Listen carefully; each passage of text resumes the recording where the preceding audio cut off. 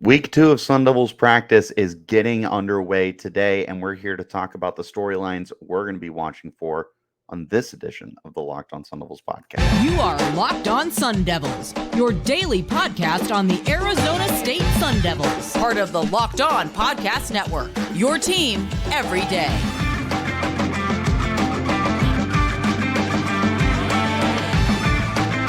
Welcome back to the Locked On Sun Devils podcast, part of the Locked On Podcast Network, your team every day. My name is Richie Bradshaw, and I will be your guide for everything Arizona State Sun Devils. Thank you guys so much for making us your first listen of the day, and a special shout out to my everydayers who are here every day.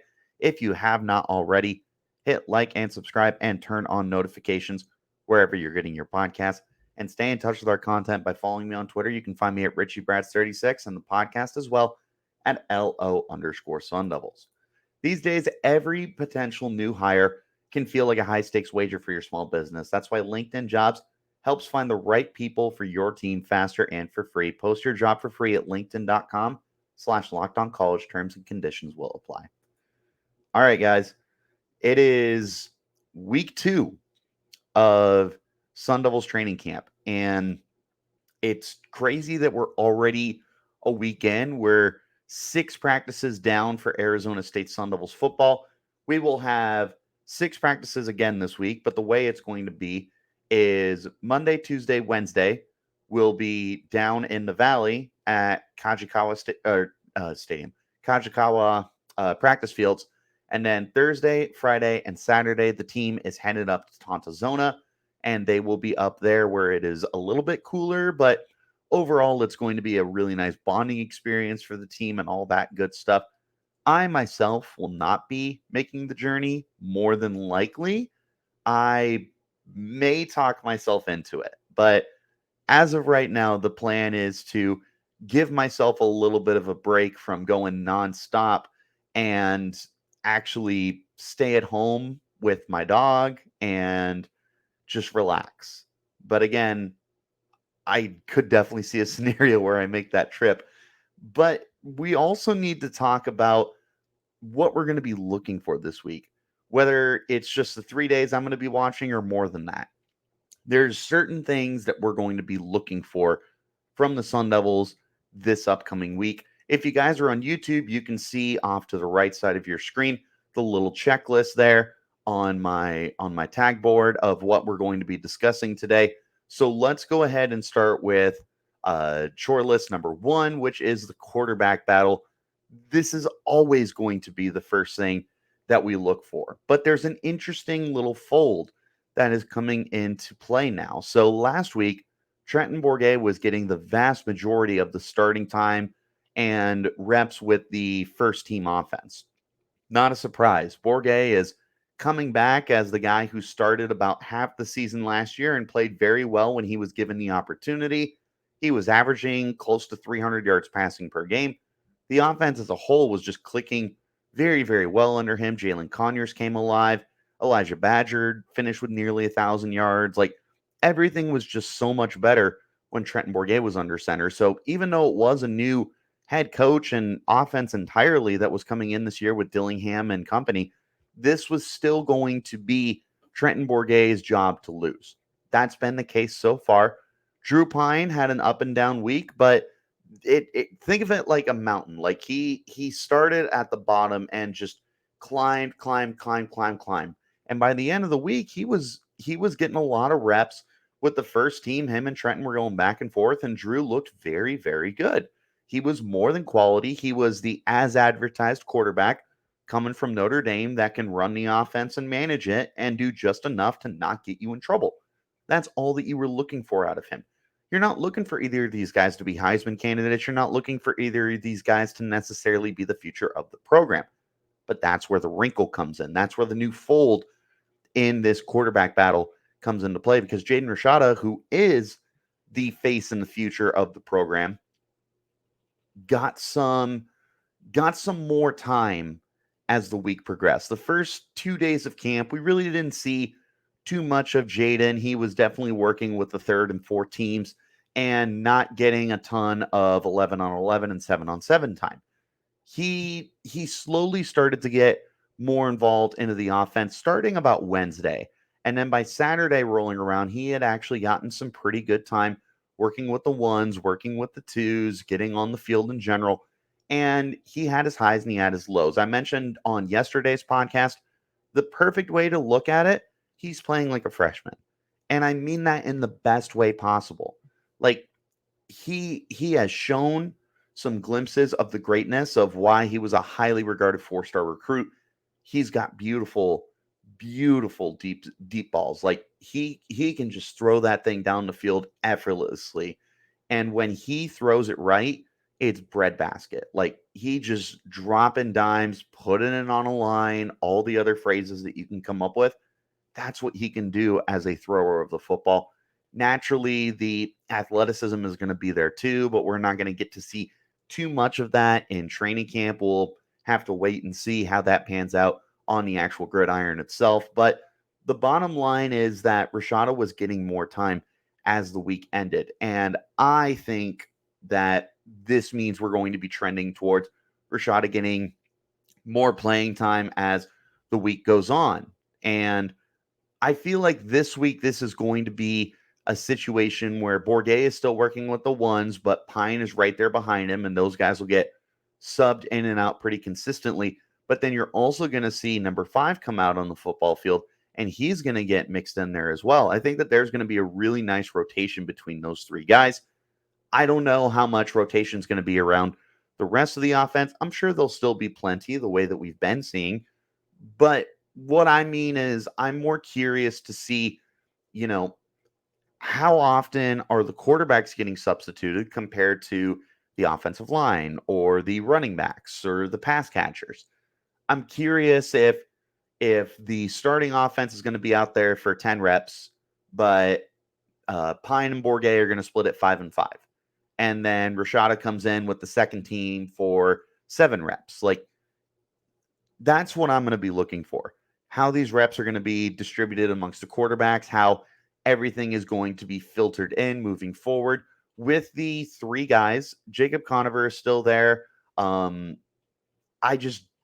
I really don't see any scenario where he gets onto the football field right, wrong, or indifferent.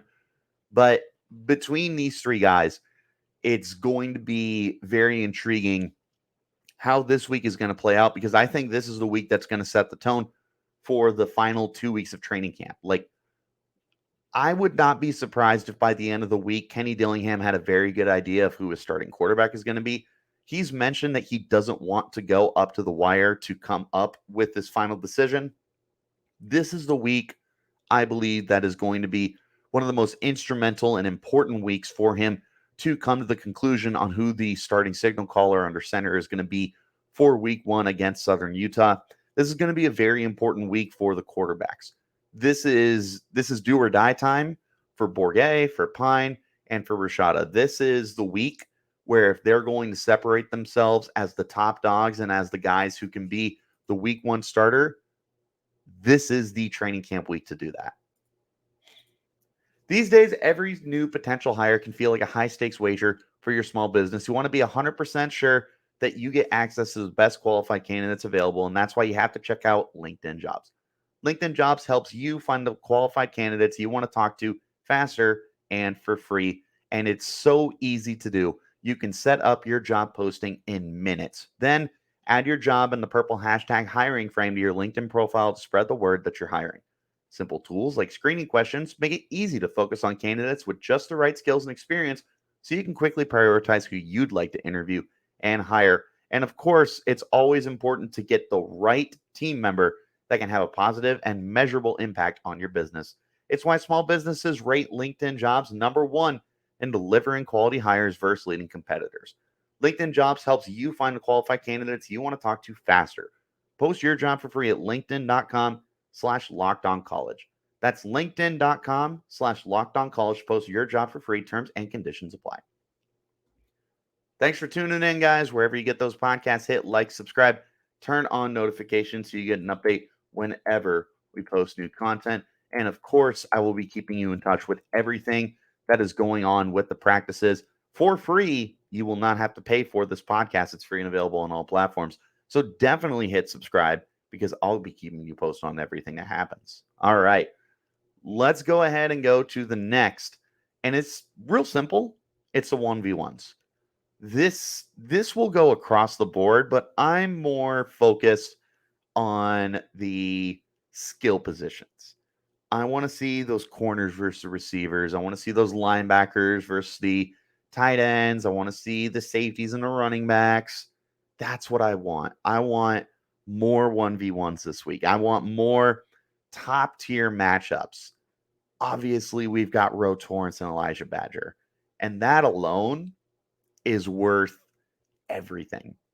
You've got one of the best kept secrets at cornerback in the Pac-12 in Ro Torrance, lining up against one of the best kept secrets at wide receiver in Elijah Badger. Those two are going to make each other so much better because it's classic, like Badger's going to win 5 reps and Ro Torrance is going to win 5 reps. And they're just going to go back and forth and duke it out. And yeah, Torrance is going to break up some passes, but then Badger's going to come down with contested grabs in the end zone. Like, these two guys are just going to be making each other better. It's the classic phrase of iron sharpens iron. You look at these guys and you know, and you can tell there's going to be a lot of friendly competition between these guys. But even beyond them, there's a lot of intrigue here. One of the most interesting battles that I've been paying attention to is the secondary battles. There's a lot going on with the safeties, and there's a lot going on with corners that aren't named Ro Torrance. Across from Torrance, it's primarily been between Mason Williams and Ed Woods. Those two guys are getting the vast majority of the first team reps across from Torrance. They've both played very, very well. Ed Woods and Mason Williams both look like guys that you would be more than comfortable trusting as your outside guys across from number 9. I like what each of them has been able to provide this week. I don't know that there's necessarily too much of an edge one way or the other for who's winning that battle. And I don't think that's a bad thing at all. I think that's a very good thing that you have two guys that are going to be able to make each other better. And looking at the wide receivers, it feels like it's a little more figured out. Xavier Guillory definitely feels like your number 2 receiver. Giovanni Sanders feels like your slot receiver. And then you've got some guys behind them that look really good. Jake Smith is a guy that's really stood out. Mel Constable looks really good.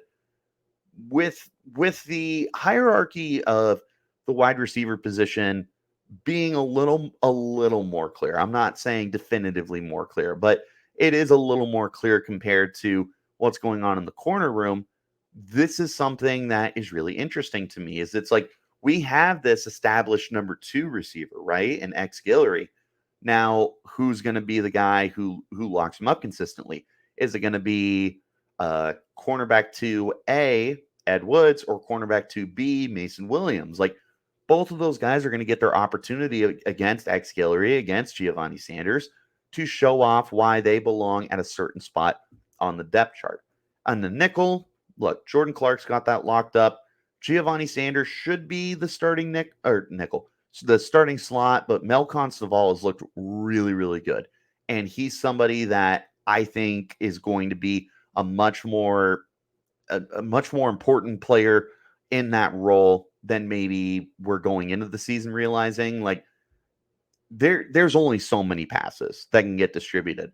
But I truly wouldn't be surprised if like a bunch of dudes had like 15 to 20 or even 30 catches this year. Like, I don't think that there's necessarily going to be one dude that is going to be the sole proprietor of the offense. I think it gets distributed pretty well.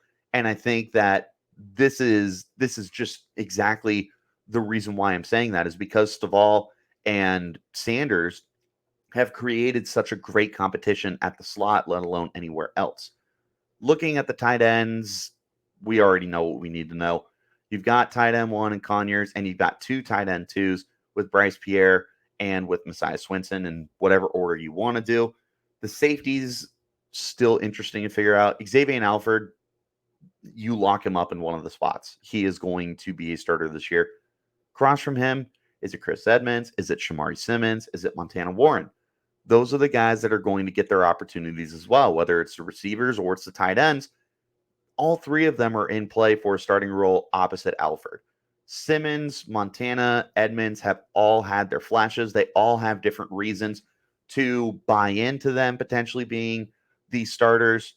This is a great opportunity for them this week to stand down in one-on-ones, because building off of what you did last week can really help you this week. Montana Warren is one of the biggest standout guys from week one that I noticed. And if he's able to continue to build upon that, then this is really just going to help him so much, potentially being a week one starter. That goes for Edmonds, that goes for Simmons, goes for everybody. Running backs, look, Cameron Scottibo's the guy. Who the number 2 running back is totally up in the air. Carlos Brooks has looked good. Tevin White has looked great. Kyson Brown has shown flashes. These are talented running backs. The linebackers, really interesting to me as well. Everybody's getting a little bit of an opportunity, whether it's Trey Brown or Juju Mitchell, as the graduate transfers coming in, or the returning guys like Will Schaefer, James Joncom, Caleb McCullough, the young transfers, Tate Romney, Crew Jackson. All of these guys are going to have their one-on-ones and their opportunities to show why they should be the starters. And this is going to be one of the biggest focal points for me this week in training camp, is looking to see how these guys end up doing in their respective one-on-ones. How are they able to lock up their opposing receivers? Yeah, we'll just call them receivers, like pass catchers. That's better. How they lock up the opposing pass catchers, how they do on the outside, how they do on the inside. This is definitely more to do with the defense than it is the offense. I think the offense, for the most part, has its hierarchy figured out. We know who running back 1 is. We know who tight end 1 is. We know who wide receiver 1 is. But we're still figuring out the depth on the defensive side of the ball. So when we're looking at the one-on-one matchups, I definitely feel like this is definitely going to be more catered to the defense for what we're looking at this week specifically. But the bottom line is, this is just, the one-on-ones are exciting to watch. They're one of the biggest things that we look forward to watching when we come out the training camp and all that good stuff. This is definitely what I'm going to be focusing on this week, is those one-on-ones. Wherever you're getting your podcast, hit like, subscribe, and turn on those notifications, because if you want up-to-date coverage for what's going on in practice, this is your place to go, because it's free and available on all platforms. So hit like, subscribe, and turn on notifications, guys. Final thing I will be looking at, as somebody who's a very big fan of trench warfare, I will be paying very, very close attention. And I just noticed on my graphic that is totally spelled wrong. That says warfare. Well, I'll get roasted for that. But yeah, anyways, I will be paying very close attention to the trenches, the offensive line, the defensive line, interior, edge rushers, all that good stuff, because this felt like a battle that was predominantly won by the defensive side of the football. There were numerous standouts: BJ Green, Deshaun Mallory, CJ Fight, Garrett Stansbury.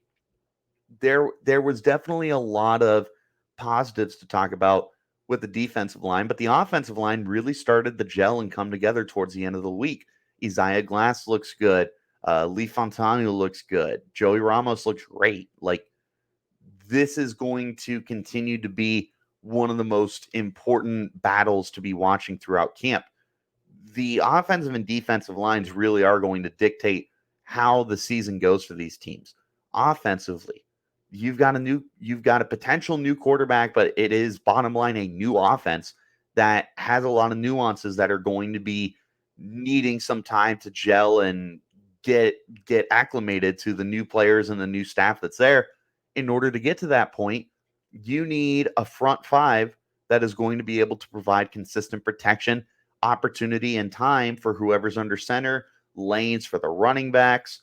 They just need to be able to do their job, because if they can't do that, then this growing process, these pains are going to continue to come up, and it's just going to be that much more difficult to get anything going. So they need to continue to progress and become better as a unit, so that we can see this offense start to get its legs underneath them. Look, it's not going to be a perfect offense in week 1, but you're hoping by week 13 that you can see some really good and promising signs of what the offense can be, but it's going to be really important that the offensive line helps get them those opportunities. Defensively, look, Arizona State was one of the worst run defenses in the nation last year. I mean, Eastern Michigan alone had a kid who ran over 300 yards, but they need to be able to be better up front, set the tone, and dictate the pace of the game.